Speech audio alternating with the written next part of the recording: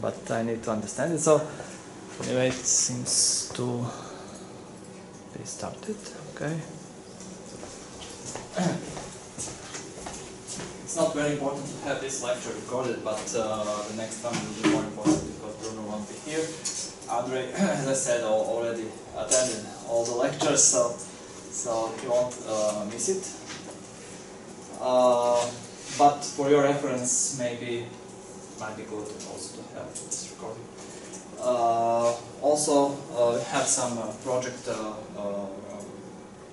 transferring our courses to English. So, although they do not require to have recordings of the lectures, but maybe as an additional material, this might be beneficial. Anyway, I hope that the aspects that you played a little bit with today and before were not too scary. So you found your way through this, and I hope you understood the point with control flow point cut. Anyway, you need to try the most complex example, range control, yourself. Meanwhile, we go into further, more complicated things, but and we will be using control flow again, so it will probably stick to you through other examples as well. The title of the lecture is Aspect-Oriented Design Patterns. You, as I'm looking at you, for sure know about object-oriented design patterns. I talked to Bruno that they did not do very much with patterns, but we will go through 3 aspect-oriented design patterns specifically created or identified in aspect-oriented programming. And then we will recall one object-oriented design pattern that you all know and see how it can be implemented using aspect-oriented programming. So for now, we will not worry too much about the notion of a design pattern. So I'll maybe make some more general explanation after I present the first example, and maybe after each example we will build the understanding of what a pattern is more and more. So let's start with a really practical issue. So don't worry about patterns. Just think of this. What if we would need to reorder method calls according to their arguments without rewriting them in code? I'll show you a piece of code. To illustrate what I mean. Is it really like this, or should I make it bigger? It's fine. It's okay. You're used to small buttons. So this is a really simple piece of code. You see there is a method which might be a more useful method, but it actually just prints out some identifier. Actually, it's an identifier which is provided to it by actually call identifier, which is maintained or provided by its argument. But imagine that method might be more complex and might took a while to be executed. A minute, 2 minutes, or whatever. So it might cause some delay. It might be important for us to reorder the execution of those methods according to some criteria. In this case, we will stick to the only thing that we have. That's the number that is provided here as an argument. Yeah. So, but it might be something else. So there are calls to this method coming and requiring that complicated calculation to be performed, but some have greater priority, and you want to execute them first. So you don't want to execute them in this order, but the highest priority, number 1, should go first. Then 2, we don't have to. 3, 4, and so on. So we want to reorder these calls. Okay, you say, let's reorder them there, but they might be generated and they might come from dynamically from other sources, and we might not be able to just reorder them in a piece of code. And moreover, we might not want to touch this code for some other reasons, or maybe somebody else is managing this code and we cannot touch it. So what to do? So that we need to change the order of the method calls, but we cannot modify the code. Like two forces in a conflict, contradicting forces. Yeah. So we should not forget that we are in an aspect-oriented software development course. So we can use aspect-oriented means to achieve this. What would you do?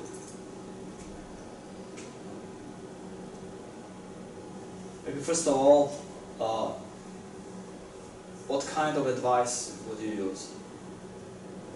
We've spoken about 3 kinds of advice. What kind of advice would be appropriate for this? Before? Before? Before? Maybe around, but Why before? Sure yet. Can we filter like those advices we are doing? Can we filter it by a specific argument, not just by type, but by exactly the string or the integer? Like for example, in this case, like we will before some execution, we will check like what kind of argument is going there. I'm not mean type, I mean the specific argument. Like for example, I'm looking to modify behavior. If I send somewhere, for example, like I see there in number 4. Yeah, so there's arguments. You're going very well with this. I mean like because we need to capture arguments. Yeah, so we use this before. So args point cut will help us. So yes. Speaking of the point cuts that we need to create. yes. So surely in point cut we need to deal with the arguments. And we need these arguments point cuts to be able to do this. But if we use only before kind of advice, so just before. yes, I see. I wasn't right. So yes, so we will not be able to manipulate. Yes. Yeah. Using So the crossing and so on. we need to transform. So you feel that we need to transform each call we capture into a proceed Yes. that we hold in our hands, and then do what? If you want to reorder the calls, we need to put away somewhere this proceed. How can you put away an executing method?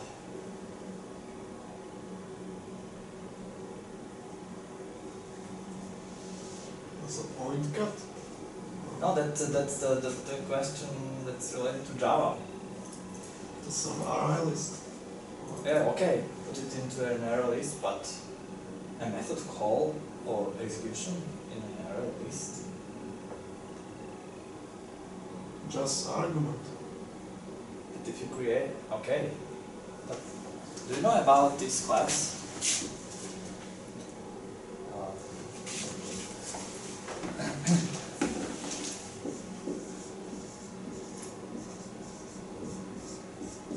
In Java?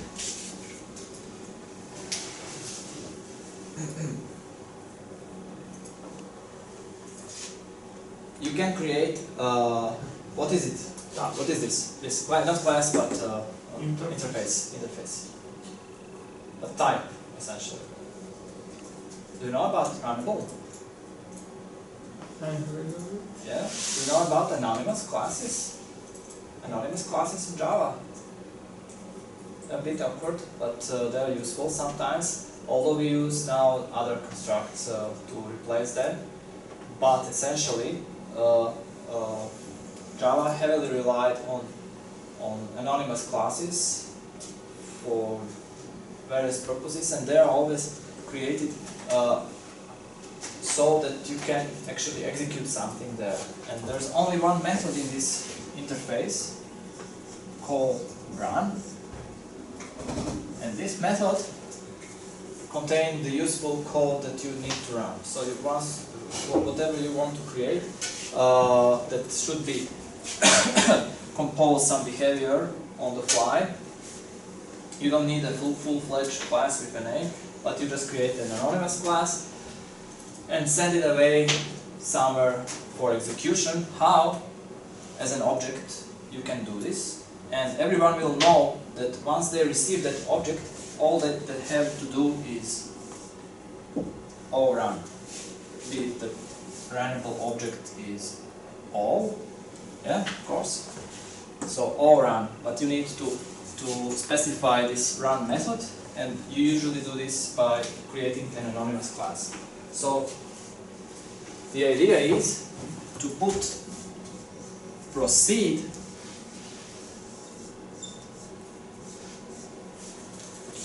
there. And actually this can be done.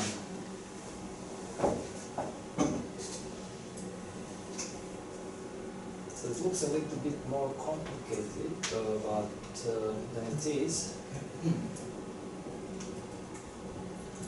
Because there is an auxiliary class down there, but don't worry about this class. The things are simple. So I didn't want to use the array list, so I want to use something that can help me with priorities. So this is a priority queue that I'm using.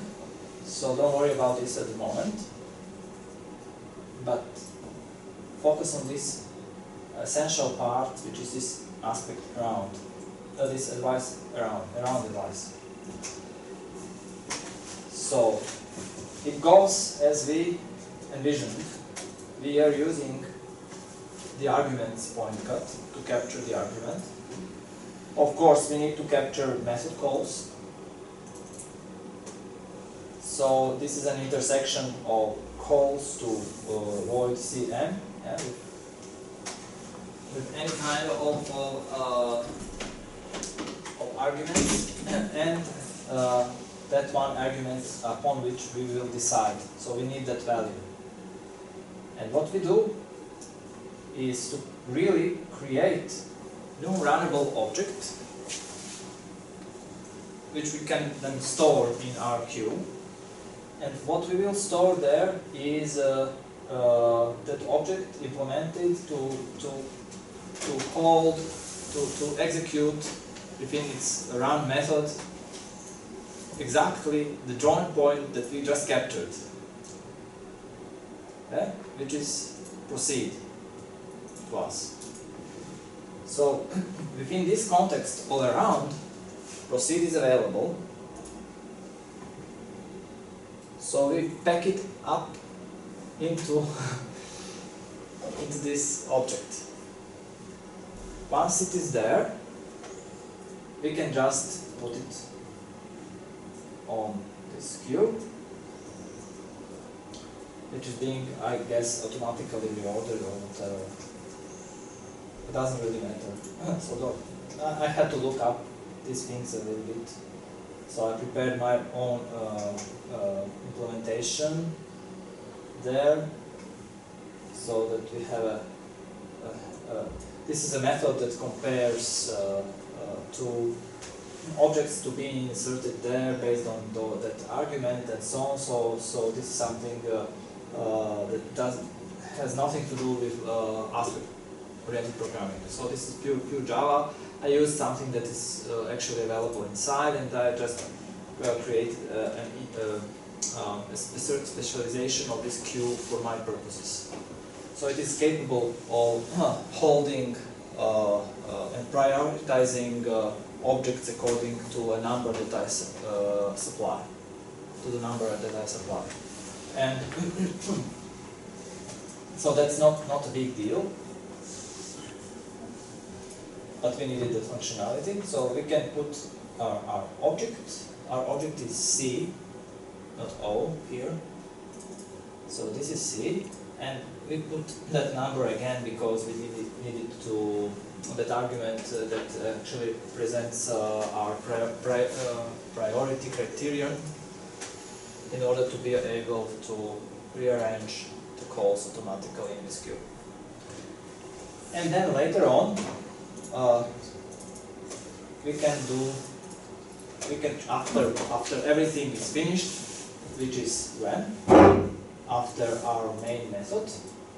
So we need another advice to make this complete.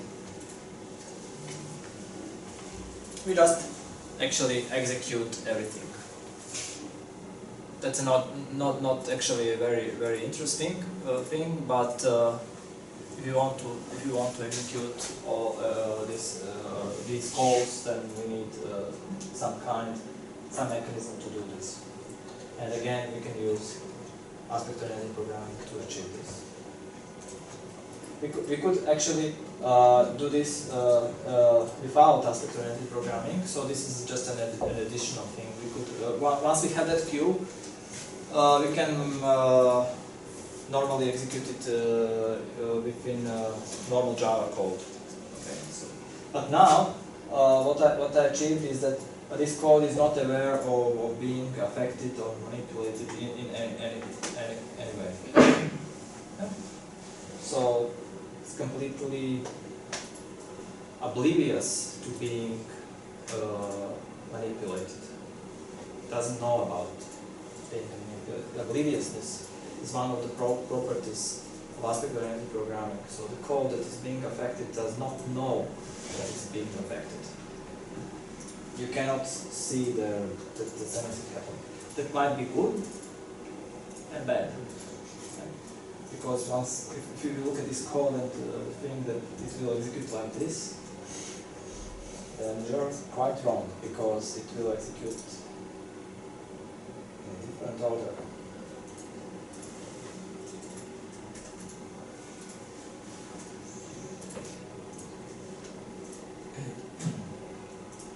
And if I put, of course, if I would put this aspect aside, I won't do this, but you can try it yourself, because all these examples will, and actually, essentially, already are available to you on in our Google Drive folder. You would see that the order of the execution would be as it is provided here. So what we did actually here is worth considering as a general scheme of doing similar tasks. So whenever we have such a situation that we need to reorder the execution of some methods, or actually reorder the execution of code, or not just reorder, but execute that code later, or within some other context. But we cannot, or we may not touch that code. We can use a scheme like this. So we create a worker object, so-called, which is we could use actually any kind, any interface, anything that is known to us that actually that should be known to somebody there to be able for them to work with that object. Because otherwise, if you create an anonymous class with I don't know, a whole bunch of different methods inside of it, but no interface that represents that class, then these things are lost. You cannot access them. You could explore that object using reflection, though, and somehow execute what. Yeah, but that's awkward. In normal circumstances, you would not be able to make use of all those methods. So we stick to one method and to one interface, and which is known to all people that are all programmers in Java, and they will know that once they get a runnable object, all they can do is run, yeah? Execute this method. So the basic scheme is that you need to capture everything. Of course, there must be some point cut, but we cannot say what. You need to use the round device in order to be able to put this proceed that you hold in your hands away, and you put it away so in such a way that you create that worker object that I mentioned, and then you put it somewhere, in some queue or something. So this is kind of not a completely generic scheme, so it's kind of a generic example. And this is called worker object creation. It's a pattern. There are conflicting forces that require a tricky solution. And that's an intriguing situation that you are dealing with. A complicated problem. And you are not quite able to come right away with a solution unless you are an expert. So experts use such solutions all the time to build a greater whole. That's what patterns are about. So you put together different patterns and build your solution. In software, in programming, and typically with those Gang of 4 design patterns that most of you know about, we are dealing or using them individually almost all the time. But patterns are a much bigger, more broader topic, and they usually come out within pattern languages. So you actually have a whole language to build your design. Your design will be your design, but you will be using expert knowledge embodied in so-called patterns. Yeah. So, aspect-oriented patterns remained at on the level mostly of individual application, but we studied some compositions as well, and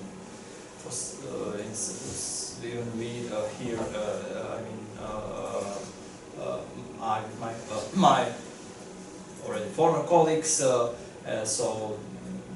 other people also studied some pattern compositions in aspect-oriented programming, but essentially probably you will use them individually.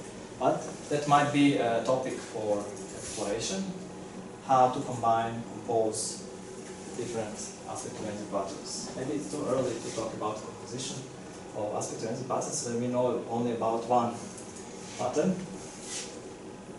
And this pattern, as I said, if we want to generalize the description of this pattern, then it might sound like this. Joint point, or I read like this. A joint point has to be transferred to another context for execution, but without transferring the corresponding code. Not always you will find in pattern descriptions conflicting or contradicting forces identified. Usually you will who knows the definition of a pattern? Can can you recall it? It has to do with problem in a context and their solution. Yeah. So you will mostly find this not very much revealing definition in all kinds of sources. So it's very, very easy to say that a pattern describes a solution of a problem in a context. What does that really mean? I don't know.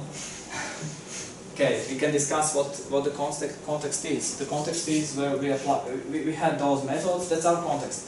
Our solution will be bent according to the context. So it will be adapted to the context, of course. There's a solution. There's a generic solution. Okay. And there's a problem. But what kind of problem? There are a whole lot of there are simple problems. And we are not talking about simple problems here. We are talking about problems that are kind of intriguing problems that are based on a conflict of seemingly unbalanceable forces. So looking at this, you would say, "Oh no way, you can't do this." Yeah? But there is a way. That is the essence of patterns. So sometimes we speak of patterns, but they are not actually patterns. It's a popular notion used all the time and heavily and actually too much. And we are missing essential patterns. So these seem to be quite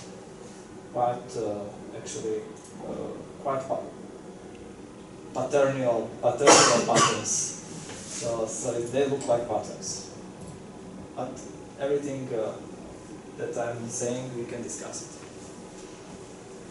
So in order to think or to be able to think later, not during this lecture, but later for your project topics or objectives, let's look at two other aspect-oriented design patterns.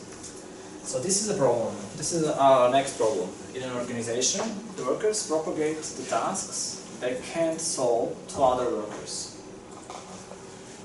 But they do not do so with the tasks issued by an unwanted authority. So for some reason, they do not like that authority, or want to block, or want to, I don't know,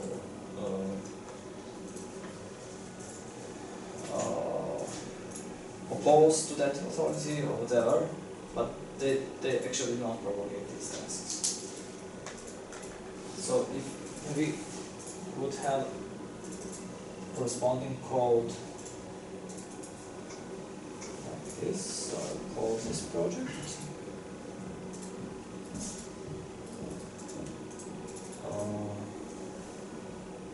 It's an imaginary situation, but we could have this situation in our communication or information system in an organization. So we have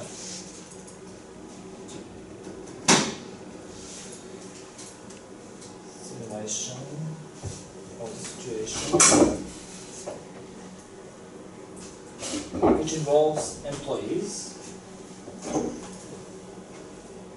and the authority. So we actually we are dealing with these two kinds of objects.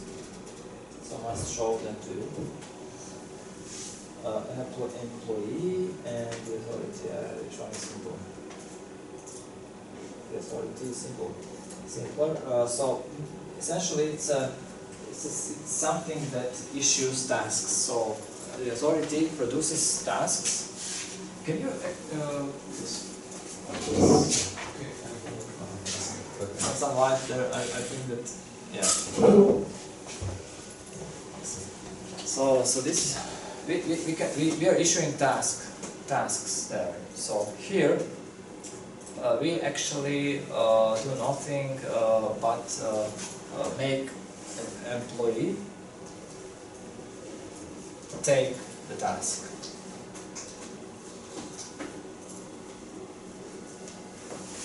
The task is created as a new task, so we have also a task class, but it's a very simple class, so it's just for the simulation purposes. So just like the previous class with a method that has one argument. So this is actually a constructor that has one argument, and our task has its identifier. And employees have a more complex behavior because they can, well, you must be able to create an employee.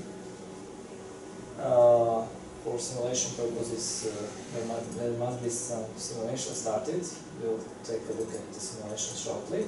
But the employee or an employee, whichever, can solve the task that they received. They can try solving the task and then can give up this.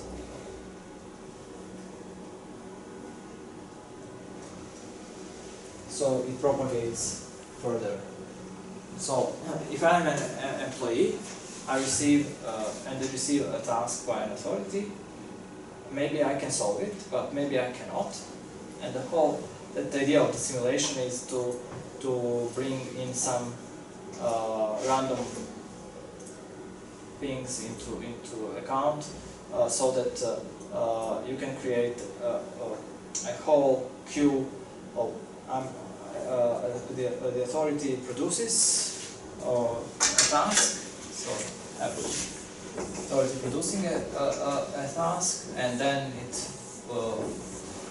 engages employee 1 with this task. This one is not capable of solving it, so it goes to E2, and maybe it ends up with E3. And now this is authority 1, but there might be authority 2 or whatever.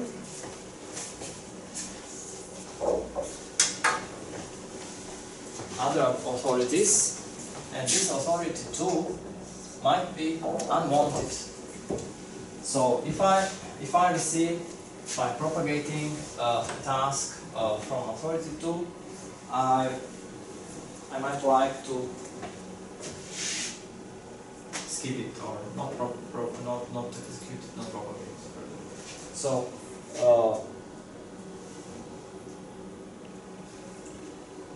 the workers propagate the task they can't solve to other workers, but they do not do so with the task issued by an unwanted authority or specific authority. So that we want to introduce some kind of filtering. When we have a look at the task, it doesn't really say, well, that's the implementation that we have, it doesn't really say who issued it. And we don't have this information within the task.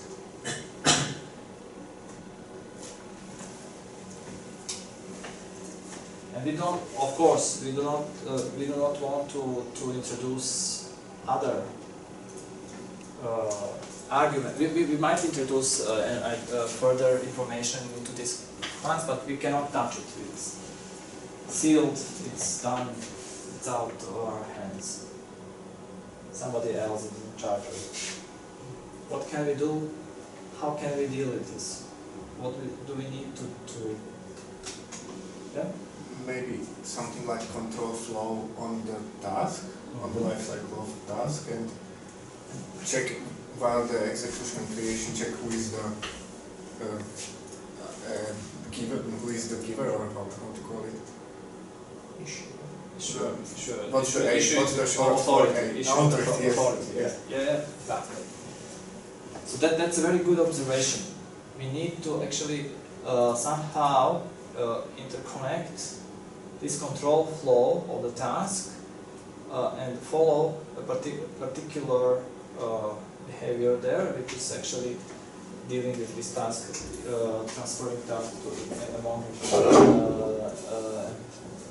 employees.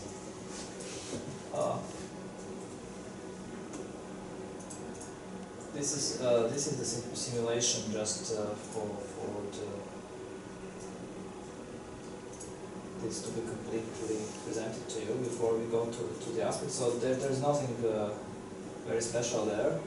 We just start this by creating our employees with new random numbers and so on. So we have finally our simulation. So authorities issuing certain tasks, and we might want to block one of these authorities. So we have a look at the solution that indeed includes control flow.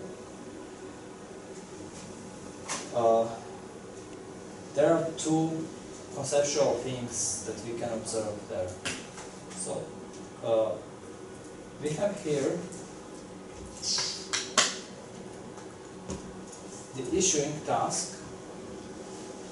In the life cycle of the task, we have this issuing of tasks. So this is one part of the context, and another part of the context is how actually tasks are propagated. So there are two things: the issuing task part and propagating task part. And we need to interconnect, because we actually we are concerned with who issued the task, and but we need to execute to actually deal this with this within this context of propagating tasks. So what we do is the issuing task is easy, because it was whenever an authority executes this method issue task, we know this, and we capture at that moment we capture the authority. So we have this authority at that moment. On the other side, we have this point cut that says that that follows how tasks are propagated. So it's again a very simple thing. We are following tasks as they are propagated by following yield task calls. Okay, and we can capture some context there as well. We can, for the sake of completeness, or we can follow who is propagating. That's employee, and what is being propagated, that's the task. So the currently executing object is the employee that is actually propagating the task, yielding the task, and the task is the argument. Okay, so these are two things, and we need to interconnect them to make a connection between these two levels, which are quite distant in execution. And we do this by following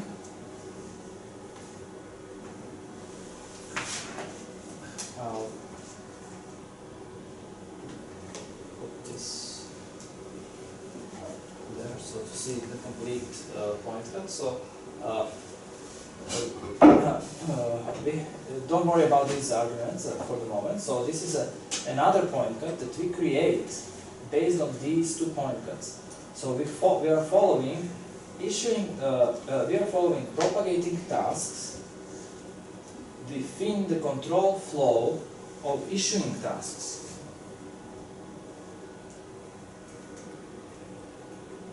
So that's how we connect these two levels.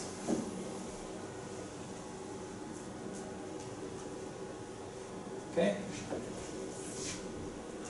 And then things are easy because using an around advice, we can do whatever we want with these propagating tasks,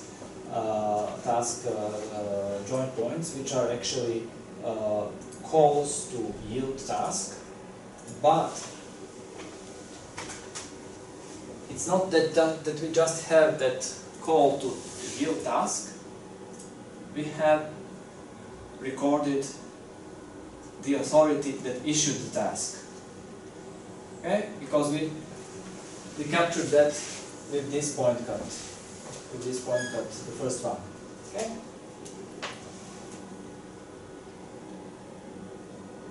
And by combining these two levels, we have all the information that we need, and we can decide based on the authority whether to let this being propagated or not.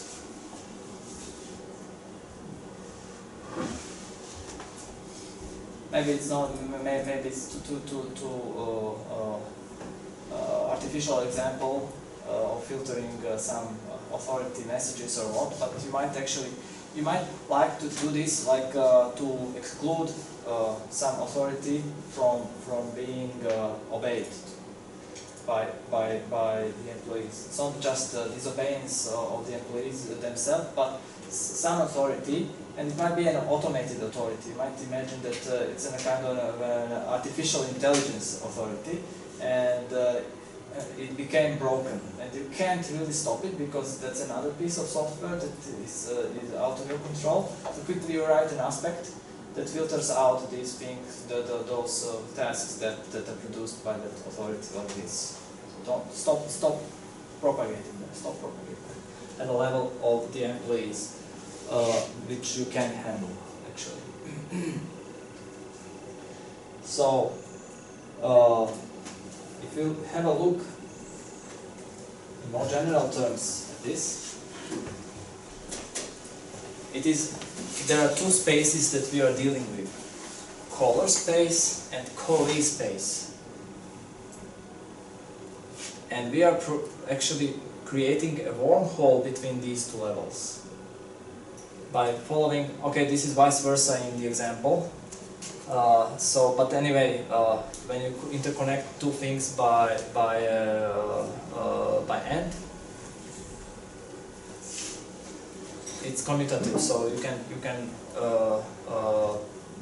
interchange the place of these two point cuts. So you're capturing this callee space within the control flow of the caller space.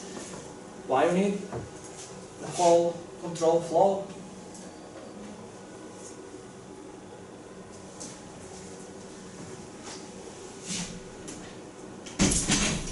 The structure might not be flat.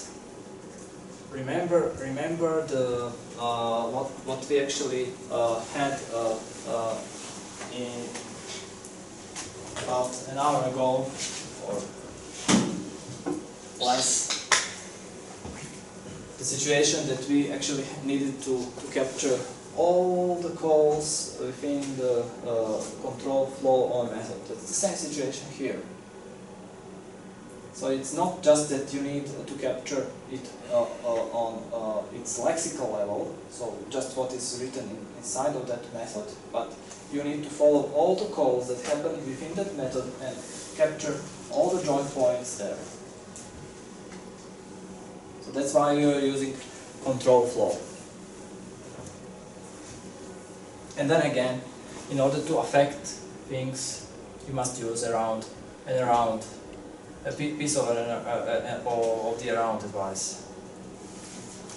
It's called wormhole because, like, you have a kind of a connection in this space or hyperspace or whatever. Yeah, so it's an allusion to science fiction literature, or actually wormholes are not just science fiction, no, just the science fiction notions, but actually physicists are also speaking about wormholes. So you enter a black hole on one side of the space of the universe, and you get out elsewhere instantly. So that's this design pattern. So if we would like to generalize it a bit, the calling object should be known within the context of the method being called, but without transferring it as a parameter, so, or without affecting the code. So you can always revert these general descriptions of the forces and seek for a better version, but the essence is there. So you cannot touch that code, you cannot add additional parameter, but you need to transfer this as a part of the context. You could put, of course, you could put those point cards together, and you would not have to create these two separate point cards, caller and callee space point card, but it pays off to think along these lines, because once you recognize, oh, that's the problem, I need to connect these two levels, you break down the problem into two smaller problems. Let me identify callee space and caller space. Okay, and how can I connect them? Oh yes, they are saying there's control flow that I have to use. So that's how this pattern helps. And why we speak of patterns as an embodied expert knowledge. Maybe I'm going too fast. Still at wormhole. Let's get back to this code, and if there's anything unclear,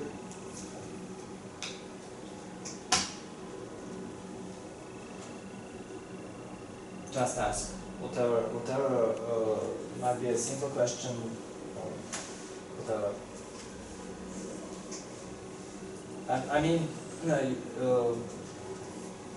it's best if you try the code, try examples, and then we can deal with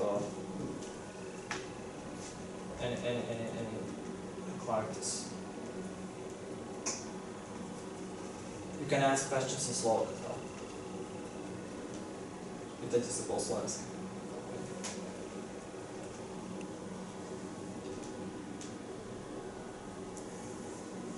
Don't ask questions in Portuguese.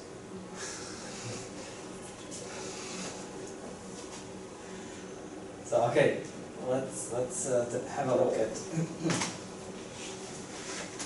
the third aspect-oriented design pattern that I want to talk, or I would like to present to you. There are other aspect-oriented design patterns that you can read about, and sometimes they are called by different names. The same pattern is called the same name in another literature reference. So the first pattern that we had, worker object creation, is sometimes called proceed object. Proceed object because it's like proceed within an object. Let's have a look at this problem. So we are starting again with an example that might occur in practice. So we have an SMTP server, so for sending emails, so being represented programmatically as an object. Okay, it's kind of an SMTP server might be a dedicated piece of hardware with software running on it and whatever. We don't care about this, how this is structured, but for our purposes, we communicate with that server as through its representation in an object-oriented sense, and it is for us it's just an object. This server is being set up during the initialization of this object. So when you create that object and set up, you are setting up the basic things on this server, and these things might be related to hardware or whatever. So some things might go wrong then, at the moment. I don't know, maybe something is not, some cable is not connected and it won't work. So it won't break completely, but your SMTP server won't be capable of doing its job. So if it fails, then it should be replaced by another one. But the problem is that we haven't thought of this when we implemented our system, and this needs to be added. So the situation might look like this.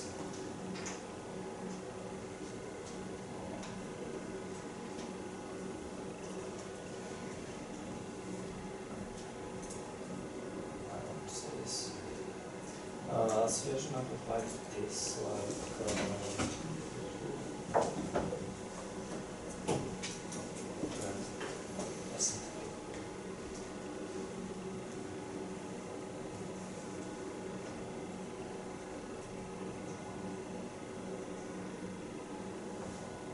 so this is our main file. It just creates another SMTP server and reports on whether it's connected or not. Our SMTP server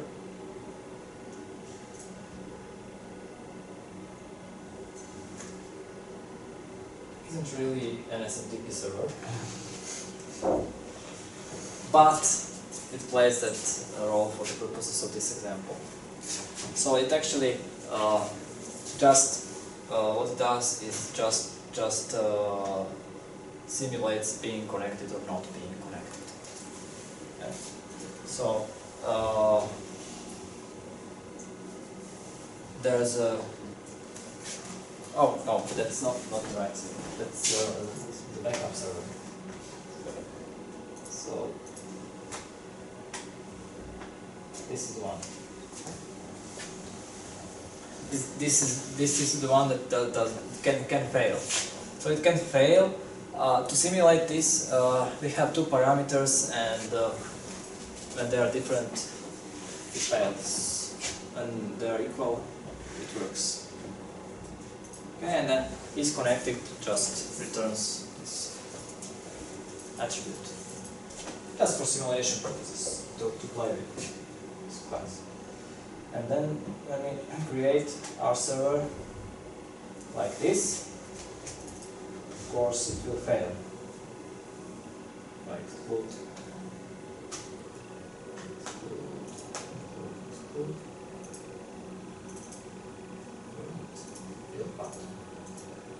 Pull the aspect and execute this code.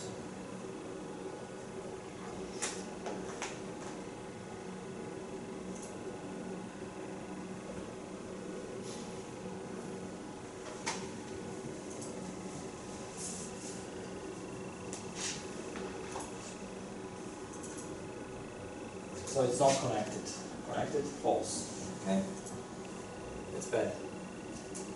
We want to do this to be like this.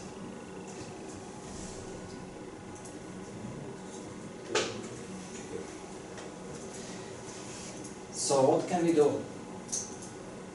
We cannot actually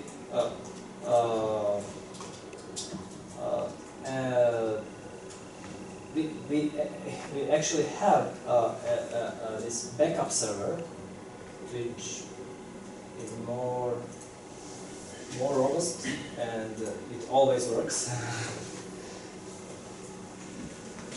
But anyway, even if it wouldn't always work, we have an additional implementation. The same kind of the object is actually there, but a special version of it. So it's an extension of this SMTP server, and there's another box that represents this server, and we want to try this one if the first one fails. But we have this code there. and somebody wrote this code, and we cannot really mess with this code. We cannot touch it. We need to deal with this outside. So we need to. What we need to do? Intercept the creation of the server. Exactly. To intercept the creation of the server, and then is it enough to intercept it? Well, we will check the values and like whether it's connected or not. And then If not, then we should provide another server that a different one, a different object. We need to swap one object for another object.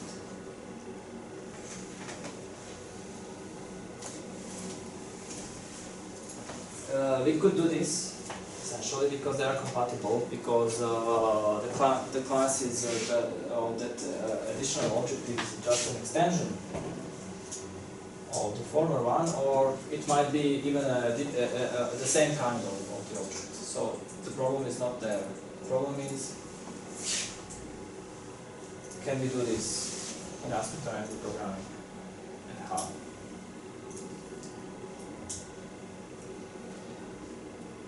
So whether there are constructs to do what remind me of your name? David. David. Or David said.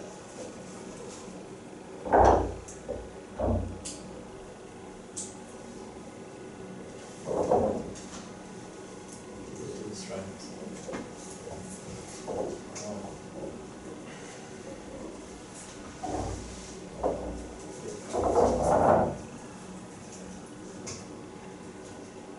Not have to do but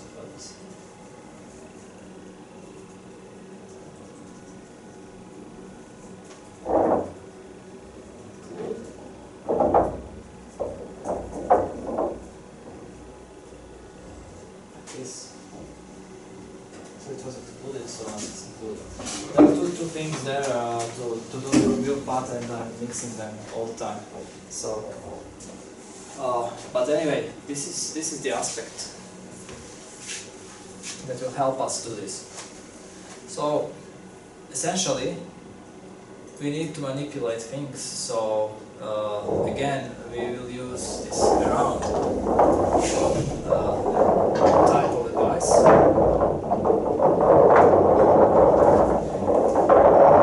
I mean, they're moving chairs all the time.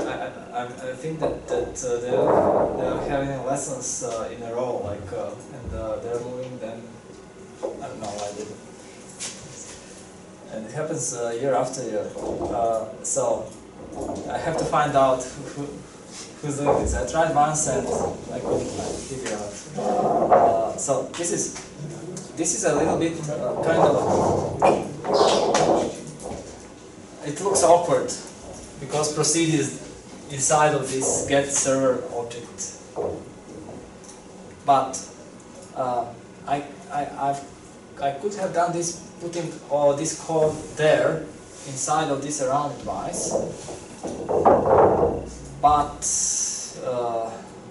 it looks that we can separate this behavior into a separate method. But for now, have a look at the point cut. So we are capturing, and that's easy. That's what David said. SMTP server null. So that's the way to capture constructor calls. So immediately after the server is created, we are capturing that object, or that intercepting the constructor. Constructors in Java are executed.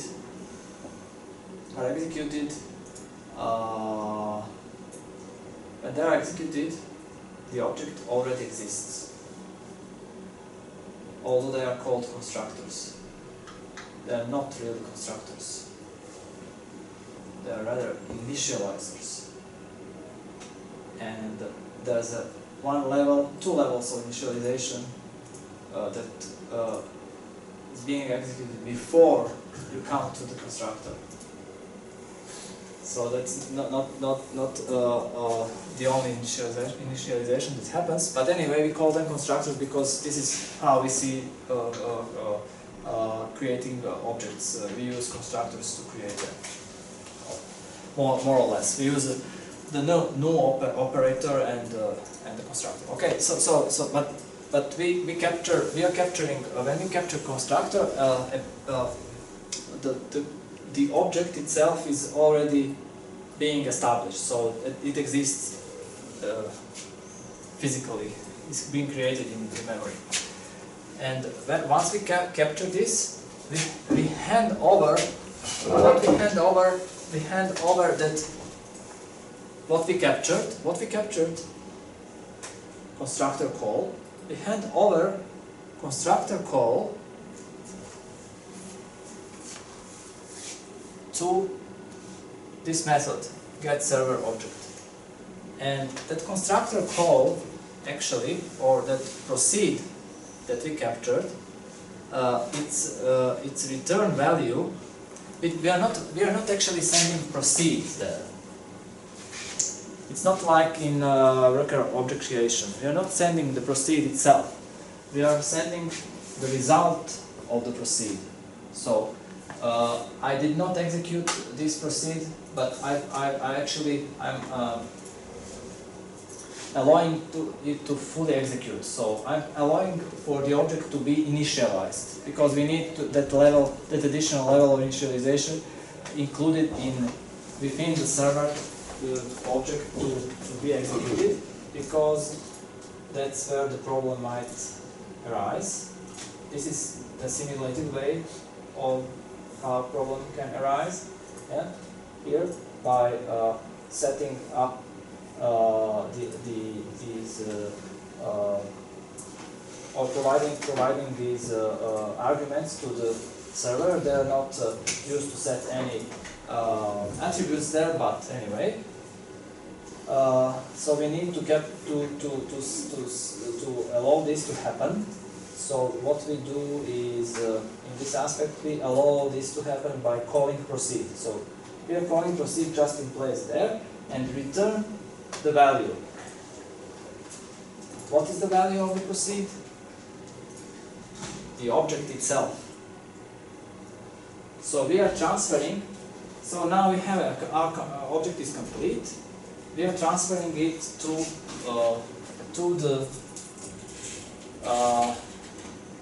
this particular method, which will deal with this object, which is of type SMTP server, in some way. And how it will deal with this object? Well, it will question it or see whether it is connected by calling the respective method, and then if it is connected, all this around advice would do is to return that object. So it is of type SMTP server. Around advice needs a type. If you mix different kinds of objects in your around advice, what type you could use? Object. So object is a type that even if they are not interconnected, related, or so on, so it's safe to use object type. It might be void if it returns nothing, but in this case we return SMTP server object, so we return our server, and if not, then we can, well, this is another solution indicated here in the comment, but the expected solution that we talked about is this one. So return a new SMTP server B object with some arguments. Okay. I changed the arguments. There we could have captured the arguments that were used there at initiating or creating this SMTP server, but I didn't do that. So for that I would need something like this. ij, and of course I need to specify that these are int I, int j. Don't see really this point cut anymore. So if I do this, and if I extend this getServer method by int I, int j in order to slow for me, int j to transfer the context, then we will need to use this to supply these two values there, and hopefully we could use them here. There's something wrong there. Proceed. Oh, this needs to be a part of the proceed. Proceed means actually include these two values like this.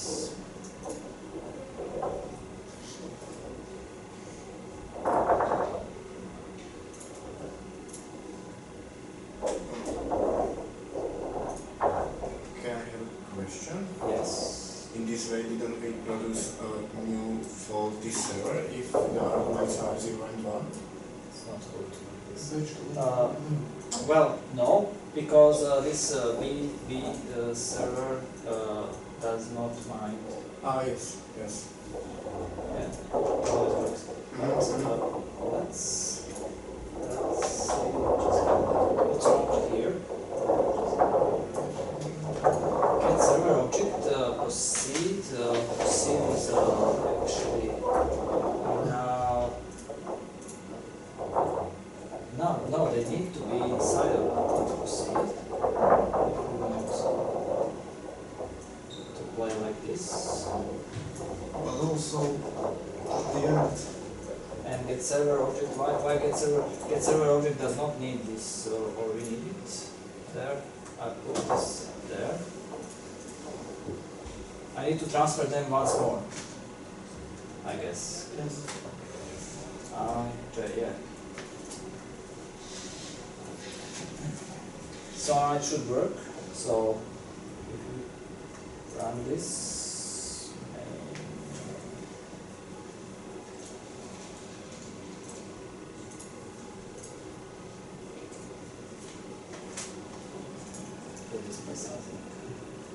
so now it is connected, and you can see that the type of the class that we are using here, or getting here in this case, is SMTP server B. Okay. So I'll put this version of the example on Google Drive as well, instead actually of the former one. So, but the thing that we did actually, in general terms, is called cuckoo's egg. It's like cuckoo swapping or putting her egg or its egg into the nest of some other bird. Yeah. So here is the general scheme that actually we rely upon. We don't need that particular method that I use there. So the actual implementation of the pattern does not have to fully follow this scheme, but it needs to follow the essence. And the essence is that there we have that around aspect. I used here general type because I don't know the type of the class or whatever. So we are returning this another class. We could essentially return a completely different class, but it would be useless to employ that class, because we will call a method upon that class that does not exist or whatever. We would need to know what class we are getting. So there must be some common super type for both classes at least, in order to this to work, if we want to keep our base code oblivious to aspects. and what we are capturing is called my classes. You see that it doesn't really, it's not a really prescription, oh, you just call no other point cuts. This is the essence of the point cut, but we can extend it by the arguments point cut to capture more context we want to transfer it.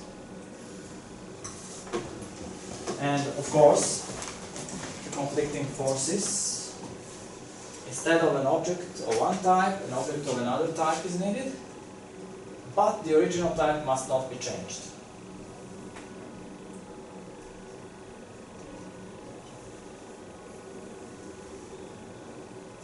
So we create a separate class and create its object and put it instead of the former or the original object using an aspect. So that's the third aspect-oriented design pattern. As I'm looking at clock,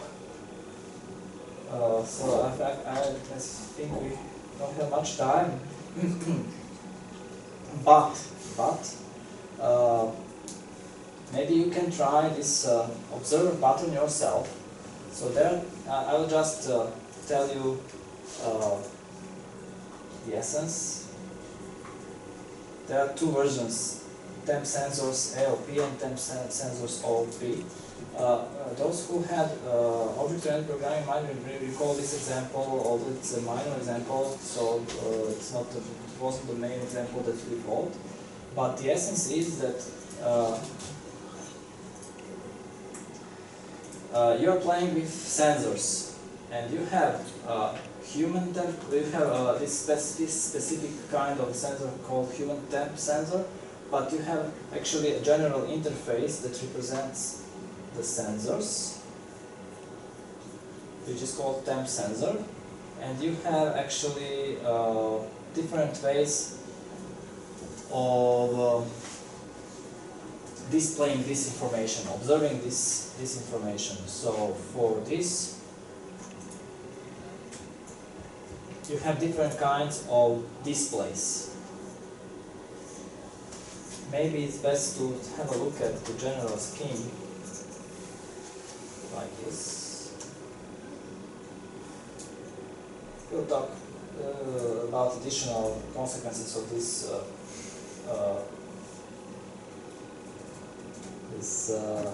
cuckoo's egg aspect later, because there's a lecture where we can address it more appropriately. So don't worry about those slides that I didn't talk about. So recall this, or for those that haven't had an opportunity to deal with the observer pattern, they should have a look at the observer pattern in Java. So once we have this is a situation where we actually have we want to observe something, state of some object, but we don't want to enforce this object to take care of the observers. So I'm an object, and you can observe me, but I don't want you to write your names or whatever, and have an obligation to send you something or whatever to take care of you. So you should take care of what you want to observe at me yourself. Okay. So what can I do for you is to allow you to register with me, and I will send you through the channel that we arranged just an information that something has changed, a new lecture is available or whatever. So I'm sending you that information. So there's a possibility for you to register, or if you had enough all aspect-oriented software development, you can detach and not be registered anymore for receiving information, and I'll promise you that you will be notified. And this way you can have a generalized representation of an observer. There are concrete observers that are implementing things differently, possibly. They are observing the state of the subject, but the subject does not deal with each of the observers separately, asking, oh, what do you need? Can I help you? Or is there something that I can do for you? Or do you need, what kind of information do you need? I don't care. You will be just notified that something is changed, and then you can ask. Then the observer can ask, call methods upon the specific or concrete subject to see what happened. That's the observer pattern. So essentially, in observer pattern, you want to be to enable some objects to observe your state, but you don't want to mess very much with them. Yeah, that's a two contradicting or conflicting forces in charge. And what I provide you here with is an object-oriented implementation which relies upon this observer pattern, and then, which we will discuss next week when you try this at home. There's an aspect-oriented solution to this where the logic of this pattern is separated. So this is an aspect-oriented solution which includes only one aspect that separates the logic of this pattern and executes it upon the objects that are not polluted by these methods. So if I have this subject-object, yeah, it has these methods that deal with the nature of this pattern that are not essential to its functionality, its real nature. We want to get rid of such things. We don't want these things inside or to pollute our code with these technical issues of the observer pattern. That's what you will observe in this aspect-oriented solution. So play with the example yourself, see it for yourself, and we will discuss it next week. So this is where we can stop. And if there was anything unclear particularly that you want to report anonymously, use this feedback form. So we saw 3 aspect-oriented design patterns. There are other patterns, there are some references with this lecture that come with this lecture to other patterns, and I indicated that you can use aspects also with the patterns that you already know from object-oriented programming. Questions? May I ask, the presentation is linked, I couldn't find it online. I found the document, but I didn't find the presentation itself. Actually found it. Presentation, you mean like this one. today, maybe today's presentation is not the slides are not available on the website at the moment. They are going to be. They are going to be. Okay. Any other questions? Okay. Thank you very much for your attention. See you next week.